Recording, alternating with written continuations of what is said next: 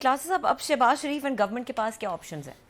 मेरा तो ये ख्याल है कि जो फवाद साहब से भी बात हो रही थी कि हुकूमतों के लिए मुश्किल मरहले आते रहते हैं, पाकिस्तान जैसे मुल्कों में ज़्यादा आते हैं, जिसमें मुझसे अगर पूछें तो इसमें ये पार्लियामेंट हो या प्राइम मिनिस्टर हूँ या कैबिनेट हूँ, उनको थोड़ा सा ब्लेम शेयर करना चाहिए कि वो पार्लियामेंट को वो उतनी आज़ादी नहीं देते, उतनी उनको अथॉरिटी नहीं देते। एक प्राइम मिनिस्टर जो है ना, मैंने बड़ा करीब से देखा हुआ है, इनको 25 साल हो गए मुझे यहाँ पे, मैंने 5-6 हुकूमतें देखी हैं।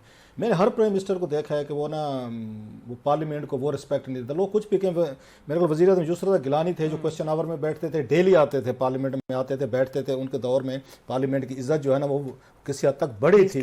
उसके बाद कोई नज़र नहीं आया आपको पार्लियामेंट में। सबको ये बताया गया कि आपने पार्लियामेंट में नहीं बैठना। उसमें मुझे नवाज शरीफ साहब 8-8 महीने पार्लियामेंट नहीं आते थे, इमरान खान साहब 8-8 महीने पार्लियामेंट नहीं आते थे। खैर उनकी अच्छी बात थी इमरान खान से कि कैबिनेट का इजलास करते थे। नवाज शरीफ साहब तो वो भी नहीं करते थे, वो इब्ने बतूता बन के पूरी दुनिया में फिरते रहे, सबसे ज़्यादा उन्होंने विजिट्स किए। अच्छा, शहबाज शरीफ साहब हैं, ये आते हैं खैर पार्लियामेंट में, ये हमें नज़र आते हैं, तकरीर करते हैं, अपोजिशन लीडर के तौर पर नज़र आते थे। सो आपने जो इंस्टीट्यूशंस हैं जितने भी, इनको स्ट्रेंथन आपने करने। बाद फैसले आपके खिलाफ भी आते हैं, वो जो बात उन्होंने की अभी ये फवाद ने, बाज़ आपके हक में भी आते हैं। बहुत सारे आपके फैसले यहाँ से प्राइम मिनिस्टर के खिलाफ भी आते रहे, हक में भी आते रहे। नवाज शरीफ साहब के हक में भी हैं, शहबाज शरीफ साहब के भी हक में हैं, उनकी सज़ाएँ माफ़ की गई थी। इनकी नवाज शरीफ साहब की जब इनकी डील हुई थी जनाब मुशर्रफ से, सुप्रीम कोर्ट ने उसको नल एंड वाइड किया था ना। उसके बाद तीसरी दफ़ा वज़ीर आज़म भी बन गए थे, एनी भी कुछ चेंजेस हुई थी सारी।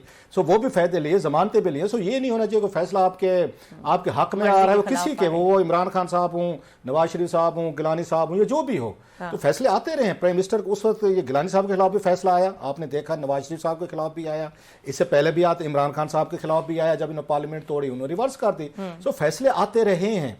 आपको इन फैसलों की, मेरा यह ख्याल है, कितना ही अनपॉपुलर फैसला क्यों ना हो, कितने आपको इस पे इतराज़ात क्यों ना हो, आपको फैसला मानना चाहिए। इलेक्शन का अगर आप वो कह रहे हैं, एक दफ़ा बोल्ड फैसले करें। सियासतदानों को इलेक्शन से नहीं भागना चाहिए, हार जीत होती रहती है। अब डरबी के घोड़े की तरह ना ये होती है, ये उसकी लंबी रेस के आप घोड़े होते हैं। आपको ये खौफ है कि हम इलेक्शन हारेंगे, मेरी बात लिख के रख ले, मैं पहले भी कहता रहा हूँ ये इस पर। इमरान खान साहब इसमें पड़ गए हैं, उनके जहन में अपनी एक होगी, उनकी स्कीम होगी जो बिचौर साहब ने बताई है। ये अक्टूबर में भी इलेक्शन जो है उनके लिए इतना जीतना जो है ना, इनके लिए इतना आसान नहीं होगा हुकूमत के लिए जो परफॉर्मेंस रही है। सो इसमें कोई बुराई नहीं है कि आप इस वक्त पार्लियामेंट के साथ उसमें जाएं, उस सींग गड़ें, अपने आप को डिस्क्वालीफाई करें, जमहूरियत डरेल हो, खुदा न खास्ता मार्शल इकोनॉमिक एमरजेंसी।